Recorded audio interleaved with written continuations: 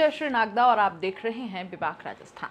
भारत को आजाद हुए चाहे जितना समय हुआ हो, लेकिन क्या हम आज भी मानसिक गुलामी से बाहर आ पाए हैं?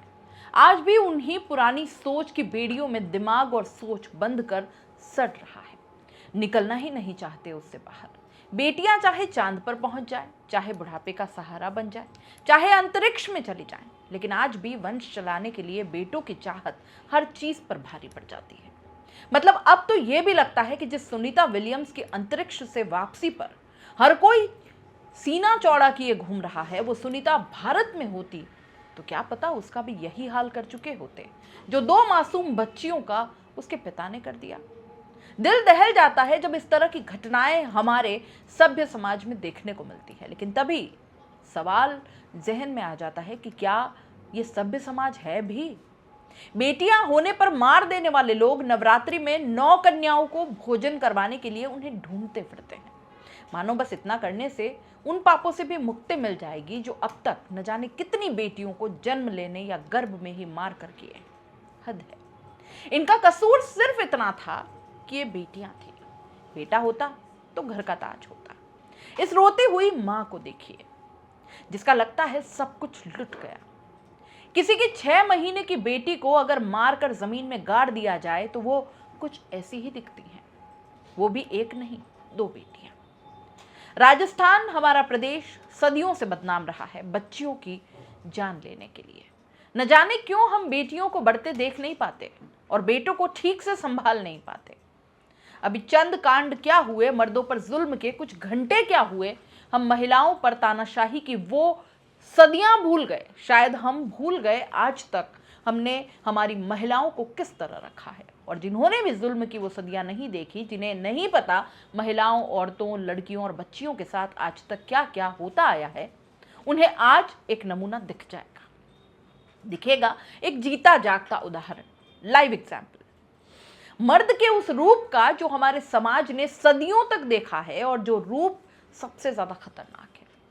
तो हुआ यह कि 27 मार्च गुरुवार को सीकर के नीम का थाना में एक घर में झगड़ा हो रहा था। जब यह झगड़ा शुरू हुआ तो किसने सोचा होगा कि यहां सिर्फ झगड़ा नहीं होगा बल्कि 2 लाशें बिछ जाएंगी। और जिस कत्ल का पिछले 6 महीनों से इंतजार हो रहा था, जब से वो दोनों पैदा हुई थीं, झगड़े का कारण यही कि पति अशोक कुमार को अपनी पत्नी से लड़का चाहिए था। वंश आगे नहीं बढ़ने और एक बेटे की चाहत में अशोक कुमार पूरी तरह पागल हो चुका था। वंश आगे नहीं बढ़ने और एक बेटे की चाहत में अशोक कुमार पूरी तरह पागल हो चुका था। उसे हर हाल में एक बेटा चाहिए ही था, किसी भी कीमत पर, चाहे वो कीमत उसे उसकी बेटियों की बलि देकर ही क्यों न चुकानी पड़े। और इसी बीच अशोक की पत्नी ने उसे 2 जुड़वा बेटियां दे दी। ऐसे में अशोक के हाल को ज्यादा बयां करने की जरूरत नहीं है। जो झगड़ा पिछले 6 महीने से चल रहा था वो 27 मार्च को एक बार फिर शुरू होता है, लेकिन इसका अंजाम ऐसा हुआ कि खुद पुलिस भी सदमे में आ जाती है। कांड के बाद जब पुलिस मौके पर पहुंची तो नजारा कुछ ऐसा था जो दिखाया भी नहीं जा सकता। 6 महीने पहले नवंबर 2024 में 2 जुड़वा बेटियां हुई, निधि और नव्या। इतनी मासूम कि किसी की नजर इन पर से हटे ही ना, किसी का इन्हें प्यार करते मन न भरे, और इतनी प्यारी बच्चियां कि आप देखते रह जाएंगे। लेकिन ये तमाम चीजें उनके बाप अशोक कुमार को पसंद नहीं थी। इतनी नापसंद कि वो उन्हें मार डालना चाहता है, और सिर्फ चाहता नहीं है बल्कि कर डालता है। लेकिन अशोक कुमार ने अपनी दोनों बच्चियों को ऐसा मारा कि सुनकर आपकी रूह कांप जाएगी। पत्नी से झगड़ा चल ही रहा था कि अचानक अशोक गुस्से में दोनों को उठाता है और सीधा जमीन पर पटक देता है, और तब तक पटकता है जब तक कि उनकी सांसें शरीर से अलग नहीं हो जाती। इस मां की बात पर आपको भी यकीन नहीं होगा, लेकिन जो हुआ है वो तो हुआ है, और तस्वीरें झूठ नहीं बोला करती।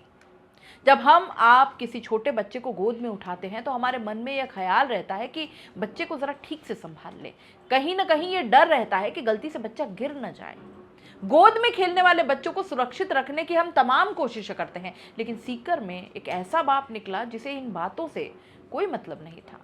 आप बताइए, क्या आपने कभी ऐसा हैवान देखा है जो अपनी 6 महीने की बच्चियों को पटक पटक कर मार दे? कारण सिर्फ और सिर्फ यही कि अशोक कुमार को एक बेटा चाहिए था। उसे लगने लगा कि अब उसकी पत्नी उसकी ये चाहत कभी पूरी नहीं कर पाएगी और अशोक का कहना है कि इसी बात से तंग आकर उसने ये कांड कर दिया। वाकई दिल दहल जाता है ऐसे लोगों को देखकर। अगर वो बेटियां बोल पाती तो शायद यही कहती कि अच्छा हुआ पापा आपने हमें मार दिया। अगर हम जीते तो कैसे जीते, ऐसे हैवान बाप के साथ रहने से तो मर जाना ही अच्छा है। दोस्तों, कहने सुनने समझने के लिए कुछ बचा ही नहीं है। बड़ी बड़ी बातें करने वाले लोग इस एक घटिया सोच को दुरुस्त नहीं कर पाए हैं। लोगों के मन में बेटियों के लिए जगह अब तक नहीं बना पाए हैं। न मां की गर्भ में बेटी सुरक्षित, न घर में, न सड़क पर, न कहीं। एक पिता ही अपनी नन्ही मासूम बच्चियों का भक्षक बन जाता है। इतना बेरहम कोई कैसे हो सकता है? कब सोच बदलेगी? बेटों और बेटियों में ये फर्क कब खत्म होगा? चाह का फर्क कब खत्म होगा? कब तक बेटा नहीं होने पर हीन भावना से महसूस करवाया जाता रहेगा? कब तक माएं यूं ही मजबूर होती रहेंगी और कब तक बेटियों का ये हश्र होता रहेगा? आखिर कब तक? रात को 11 बजे इत्तला मिली थी कि संतोषी माता मंदिर के पीछे अशोक ने अपने 2 बच्चियों को मार दिया। इत्तला की तस्दीक लिए हम रवाना हुए। रवाना होने के बाद इत्तला सही निकली। जानकारी अब तक जानकारी में आया है कि अशोक ने 2 लड़के, एक लड़की 5 साल की लक्ष्य थी। उसके बाद करीब 5 महीने पहले ही 2 लड़कियां जुड़वा पैदा हो गई। तो इस कारण से वो पुत्र प्राप्ति के लिए, वंश लाने के लिए दोनों लड़का चाहता था। इस कारण से उसको झगड़ा होगा दोनों पति पत्नियों में, और इस झगड़े का रूप धारण कर लिया और दोनों बच्चियों को उसने लगा करके मार दिया। दोनों को पैर पकड़ के फर्श पर देकर मार दिया। मारने बाद उसी समय दफना दिया। आज संपूर्ण कार्रवाई की गई है।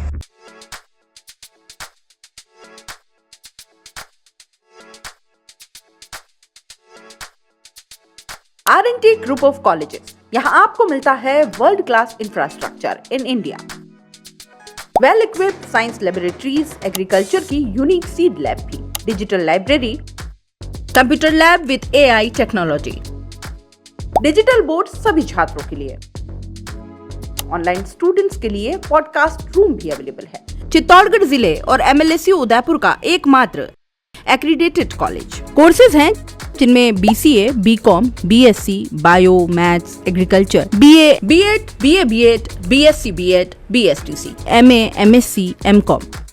बड़े और खुले ग्राउंड स्पोर्ट्स के लिए, जहां होती है sports activities, training, personality development, student development activities, seminar और कॉन्फ्रेंस फैसिलिटी भी, NCC एक्टिविटीज, ताकि NCC कैडेट के रूप में आप भविष्य संवार सके, देश की सेवा कर सके।